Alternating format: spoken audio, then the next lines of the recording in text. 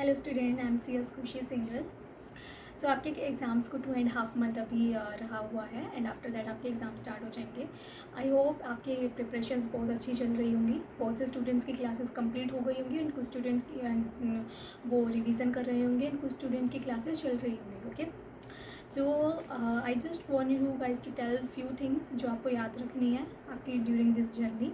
सी guys, बहुत से आप वीडियोस यूट्यूब पे देखोगे या फिर आप अपने मन में भी सोच रहे होगे कि 2.5 मंथ ही बचा है अभी, कैसे सब कुछ होगा। बट बिलीव मी, आपके पास अभी भी टाइम है। मैं वो हैवॉक नहीं क्रिएट करना चाहती कि 2.5 मंथ ही बचा है, आपसे नहीं हो पाएगा या फिर बहुत कम टाइम है। Be serious, no doubt you have to be serious, you have to be concentrated, you have to focus.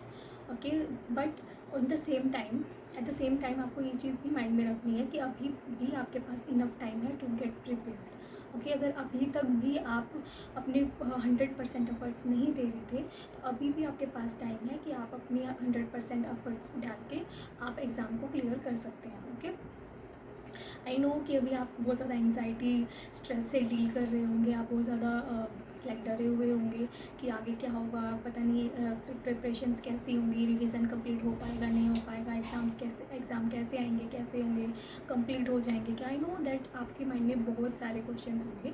I can relate with you because मैं भी इस जर्नी का पार्ट रही हूँ। मैंने अभी रिसेंटली ही क्लियर किया है अपने CS एग्ज़ाम को।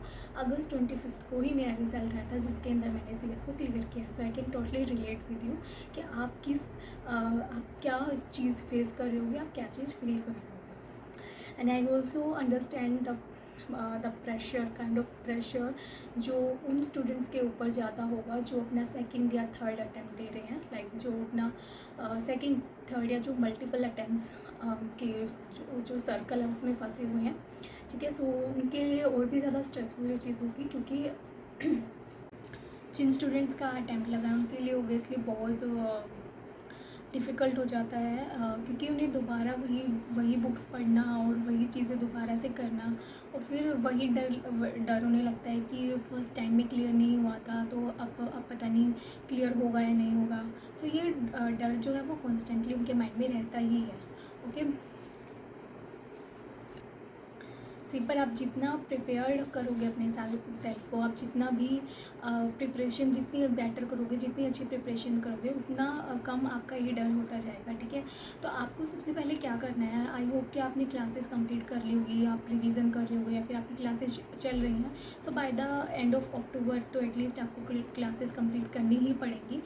वो भी मैं जब बोल रही हूँ कि अगर आप एक मॉड्यूल के लिए या फिर 2 मॉड्यूल के लिए अपीयर हो रहे हो तो आप अगर तीनों मॉड्यूल एक साथ दे रहे हो तो लाइक क्वेश्चन ही राइज नहीं होता कि आपकी कोचिंग बची हुई होनी चाहिए, अभी तक आपकी कोचिंग क्लासेस कंप्लीट हो जानी चाहिए। ठीक है, बट अगर आप एक मॉड्यूल या 2 मॉड्यूल दे रहे हो तो इन दैट केस अक्टूबर के एंड तक भी अगर आपकी क्लासेस कंप्लीट होती हैं तो भी उसमें कोई इशू नहीं है। ओके, सो आप सबसे पहले तो आपको रिवीजन ही करना है अपना। क्लासेस कंप्लीट होते ही आपको अपना एक सब्जेक्ट, मैं तो ये प्रेफर करती थी कि मैं तो सबसे पहले एक ही सब्जेक्ट को स्टार्ट करती थी एंड उसके कंप्लीट होने के बाद मैं सेकंड सब्जेक्ट को स्टार्ट करती थी। बट कुछ स्टूडेंट का अप्रोच अलग होता है, वो एक साथ में वो बोर हो जाते हैं कि सब्जेक्ट को रिवाइज़ करते हुए कंटिन्यूसली, तो वो 2 सब्जेक्ट एक साथ में उठाना सही समझते हैं, फिर तीनों सब्जेक्ट एक साथ में लेना, उसको टाइम को डिवाइड करके वो रिवीजन करना उन्हें सही लगता है। सो जो भी अप्रोच आपको सूटेबल हो आप उसके अकॉर्डिंग आप रिवीजन कर सकते हो क्योंकि बाय द एंड हमें यही चाहिए कि रिवीजन अच्छे से हो। ओके, लेकिन आई वुड प्रेफर कि जब आप फर्स्ट रिवीजन कर रहे हो तो उसी टाइम आप साथ साथ स्कैनर भी करते चलो कि आपने अगर फर्स्ट चैप्टर रिवाइज कर लिया है तो उसके स्कैनर में से आप उसके क्वेश्चंस करते हुए चलिए क्योंकि जो स्कैनर्स आते हैं उनमें चैप्टर वाइज क्वेश्चंस डिवाइडेड होते हैं कि पर्टिकुलर चैप्टर से रिलेटेड पीछे के कुछ अटैम्प्ट्स के क्वेश्चन उसमें दिए हुए होते हैं, तो आप चैप्टर वाइज उसको कंप्लीट कंप्लीट कर सकते हो। क्योंकि जब आप सेकंड टाइम जब आप रिवाइज़ करोगे उस टाइम पे अगर आप सोच रहे हो कि उस टाइम पे आप स्कैनर करोगे तो उस टाइम पे थोड़ा सा डिफ़िकल्ट हो जाता है, क्योंकि एक प्रेशर हो जाता है कि स्कैनर एक बार भी किया नहीं है। तो आप जब फर्स्ट रिवीजन करोगे तो अभी आप अगर स्कैनर भी साथ में एक बार कर लोगे तो आपका माइंड रिलैक्स हो जाएगा कि आपका रिवीजन हो गया है, आपका स्कैनर भी हो गया है, तो एक तरह से आपकी टेंशन जो है वो थोड़ी कम हो जाएगी, ठीक है। सेकेंड थिंग क्या होगी कि आप फर्स्ट टाइम जब आप रिवीजन कर रहे होगे तो स्कैनर के आप साथ साथ क्वेश्चन देखते रहोगे तो आपको एक आइडिया लग जाएगा कि इंस्टीट्यूट किस तरीके से क्वेश्चंस को फ्रेम करता है, लाइक कोई पर्टिकुलर टॉपिक में से इंस्टीट्यूट किस तरीके से क्वेश्चंस फ्रेम करता है। एंड क्या आप आंसर को कवर कर लेना जब आप क्वेश्चन को रीड आउट कर रहे हो, तो फिर आपको आइडिया लग जाएगा कि क्या क्वेश्चन का आंसर होना चाहिए था और क्या आपने सोचा है। एंड प्लीज़ ज़्यादा बुक्स को रेफ़र मत करो। इस टाइम पे आपको ज़्यादा बुक्स को रेफ़र नहीं करना है। आप सिर्फ अपने मॉड्यूल और जो भी आपने कोचिंग क्लासेस ली हैं तो कोचिंग क्लासेस से जो भी आपको नोट्स मिले हैं वो notes, scanner and past year के पेपर, बस आपको ये 4 चीज़ें ही करनी है। अगर आप ये 4 चीज़ें अच्छी तरीके से कर लोगे ना तो बिलीव मी आप अच्छे मार्क्स से फ्लाइंग कलर्स के साथ में आप अपने एग्ज़ाम को क्लियर कर सकते हो। अगर आप ज़्यादा सोर्सेज में, ज़्यादा बुक्स में अगर इन्वॉल्व होगे तो आप अच्छे तरीके से प्रिपरेशन नहीं कर पाओगे। तो आपको अलग अलग बुक्स में अलग अलग टॉपिक्स मिलेंगे, अलग अलग लैंग्वेज में मिलेंगे, तो आप कंफ्यूज हो जाओगे। सो बेवजह कंफ्यूज ना होने की बजाय आप क्या करो कि आप अपनी नोट्स को रेफ़र करो, प्लस स्टडी मैट को आई होप कि आपने पहले ही मार्किंग कर ली होगी कि जब आप अपनी क्लासेस कर रहे होंगे या फिर कर रहे हो तो आप साथ साथ उसी टाइम आपने मार्किंग कर ली होगी कि कौन कौन से टॉपिक मॉड्यूल के अंदर एडिशनल है जो आपके नोट्स में कवर नहीं है। अगर आपने वो मार्किंग अभी नहीं करी थी अभी तक तो प्लीज़ थोड़ा सा टाइम निकाल के 3-4 दिन का आप वो मार्किंग आप ज़रूर कर लो। मतलब आप जब रिवीजन कर रहे हो या तो उस टाइम पे भी आप मॉड्यूल अपना साइड में रख के मैच कर सकते हो कि कौन सा टॉपिक मॉड्यूल में एक्स्ट्रा है, उसको स्टार मार्क कर लो या फिर उसको हाईलाइट कर लो, सो दैट कि वो टॉपिक आपको छूटे ना। अब एग्ज़ाम के टाइम पे भी आप एक बार उस टॉपिक को गो थ्रू कर लो, क्योंकि बहुत से टाइम पे इंस्टीट्यूट ऐसे क्वेश्चंस पूछता है जो आपके नोट्स में जनरली कवर नहीं होते हैं और मॉड्यूल में जो टॉपिक्स होते हैं और हम उन टॉपिक्स को अननेसेसरी समझ के छोड़ देते हैं। लेकिन इंस्टीट्यूट कई बार ऐसे गूगली क्वेश्चंस दे देता है जहाँ पर इंस्टीट्यूट आपसे वो क्वेश्चंस पूछ लेता है। ये भी नहीं है कोई 1-2 मार्क्स के लिए, कई बार इंस्टीट्यूट से 5 मार्क्स 8 मार्क्स के लिए भी पूछ लेता है। सो वो मार्क्स का लॉस आपका ना हो और आपको रिग्रेट ना हो। सो इसलिए प्लीज़ एक बार मॉड्यूल को भी रेफ़र कर लेना, ठीक है, सो दैट आपको आइडिया लग जाएगी कौन से टॉपिक्स मॉड्यूल में अलग है और कौन से टॉपिक आपको लास्ट टाइम पे भी एक बार गो थ्रू करने हैं, ठीक है। सो आप पास्ट ईयर पेपर्स की फुल फ्लेज्ड पेपर आपको राइटिंग करनी है, राइटिंग प्रैक्टिस करनी है उनकी। देखो डेली बेसिस पे आपको राइटिंग प्रैक्टिस करने की रिक्वायरमेंट नहीं है। आप एक बार अपना रिवीजन कर लेते हो किसी भी सब्जेक्ट का तो आफ्टर दैट आप 1 पेपर या 2 पेपर जितनी भी आपकी कैपेसिटी हो, जितना भी आपके पास टाइम बचे उसके अकॉर्डिंग आप एटलीस्ट 1 पेपर तो आप अपने बाय हैंड राइट करके देखो। एक टाइमर आप सेट कर लो 3 आवर्स का and be honest with that कि आप 3 आवर का मतलब 3 आवर ही है, ठीक है। तो आप 3 आवर के अंदर ही आपको वो पेपर जो है कंप्लीट करना है। मैं क्या करती थी, अभी जैसे हमें 15 मिनट्स एक्स्ट्रा मिलनी स्टार्ट हो गई, इंस्टीट्यूट ने देना स्टार्ट कर दिया है for reading the question paper. So मैं सिर्फ अपने टाइम को जब मैं प्रिपेयर कर रही थी अपने एग्ज़ाम्स के लिए तो मैंने सिर्फ अपना टाइम 3 आवर ही कंसिडर करके चला था। जो पहले होता था कि पहले हमें 15 मिनट्स नहीं मिलती थी, अभी कुछ टाइम से हमें 15 मिनट्स मिलने लग गया है। जून अटैम्प्ट से ही आई थिंक ये स्टार्ट हुआ है।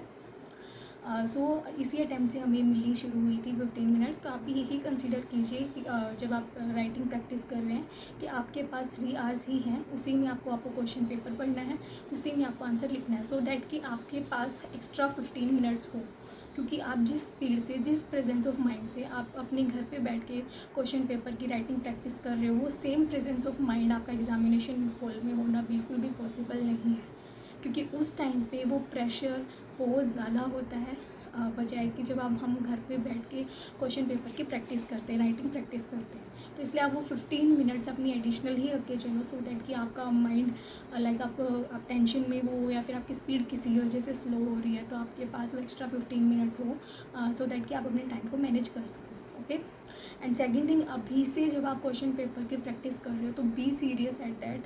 ये समझ के करो कि आप फाइनल क्वेश्चन पेपर ही लिख रहे हो। अपने टाइम को, स्लॉट्स को ब्रेक कर लो कि आपको ये 8 मार्क्स का क्वेश्चन कितने टाइम में करना है, 5। सो वो 15 मिनट्स आपको एक्स्ट्रा लेके ही चलनी है, ठीक है। आपकी राइटिंग प्रैक्टिस कंप्लीट हो जाएगी, स्कैनर आपका साथ साथ हो जाएगा, आपका रिवीजन कंप्लीट हो जाएगा, आपने मॉड्यूल भी साथ साथ आप मैच कर लोगे। देखो जितनी चीज़ें आप साथ साथ में कंप्लीट करते हुए चलोगे ना, लास्ट टाइम पे आपके ऊपर प्रेशर उतना ही कम होगा, ठीक है। क्योंकि लास्ट टाइम पे एटलीस्ट हमारे माइंड में ये चीज़ें तो नहीं होंगी कि मेरा ये रहा हुआ है, मेरा ये रहा हुआ है, मैंने ये नहीं किया, वो नहीं किया, क्योंकि मेरे साथ ये हुआ है। मेरी कुछ चीज़ें लास्ट टाइम तक पेंडिंग रह गई थी, तो मुझे बहुत ज़्यादा स्ट्रेस हो गया था उन चीज़ों को लेकर कि मेरी कुछ बहुत सी चीज़ें पेंडिंग है अभी। तो आप इतना अच्छा फोकस होकर आप रिवीजन नहीं कर पाते हो, तो आप साथ साथ जितनी चीज़ें अभी से कवर कर लोगे उतना बेटर होगा। Okay, so and the most important thing in the last I would like to tell you, be confident, have faith in yourself. क्योंकि मैं आपसे टोटली रिलेट कर पा रही हूँ कि आपको कितनी टेंशन प्रेजेंटली होगी, एंड आगे आगे ये टेंशन इंक्रीज़ ही होती जाएगी, ये टेंशन कम नहीं होने वाली है जब तक आपके एग्ज़ाम कंप्लीट नहीं हो जाते हैं, ठीक है। और आई know that, I can understand that, but please have patience, ठीक है, and have faith in your self which is very important. क्योंकि हम कितनी भी यूट्यूब पे मोटिवेशनल वीडियोस देख लें, बट एट द एंड हमें खुद को सेल्फ मोटिवेटेड ही रखना है, ठीक है। क्योंकि वीडियोस का जो असर है वो हमारे ऊपर एक दिन हो जाएगा, 2 दिन हो जाएगा, तीसरे दिन हमें फिर वीडियो देखनी पड़ेगी। तो अपना टाइम ऐसे बेवजह की वीडियोस देखने पे, इस तरीके से रील्स स्क्रॉल करने में, इन चीज़ों में अपना टाइम वेस्ट मत करो, ठीक है। बी प्रिपेयर्ड, फोकस्ड, छोटे छोटे बीच में ब्रेक्स लो, सो दैट कि आप अपने माइंड को रिफ़्रेश कर सको, ठीक है। उसमें आप कुछ भी अपने फेवरेट चीज़ें कर सकते हो, ठीक है, but that should be limit for a limited period of time, ठीक है। ऐसा नहीं है कि आपको वो बस उसी में लग गए तो पढ़ाई भूल ही गए, बिल्कुल ऐसा नहीं करना है, ठीक है। तो सभी चीज़ें आपको मैनेज करके चलनी पड़ेंगी, इट्स अ लॉन्ग जर्नी, तो आपको पेशेंस रखना पड़ेगा, एंड आपको सभी चीज़ों को बैलेंस करके चलना पड़ेगा। आपकी हेल्थ आपकी प्रायोरिटी है, क्योंकि आप लास्ट टाइम पे बीमार हो गए तो सारी मेहनत आपकी ख़राब हो जाएगी, ठीक है। तो आपको अपनी हेल्थ का बहुत अच्छे तरीके से ध्यान रखना है, ठीक है, एंड अपनी पढ़ाई करते रहिए। I believe in you and I know that you will clear the exam with flying colours. Best of luck and have faith in yourself, be motivated. Thank you, bye bye.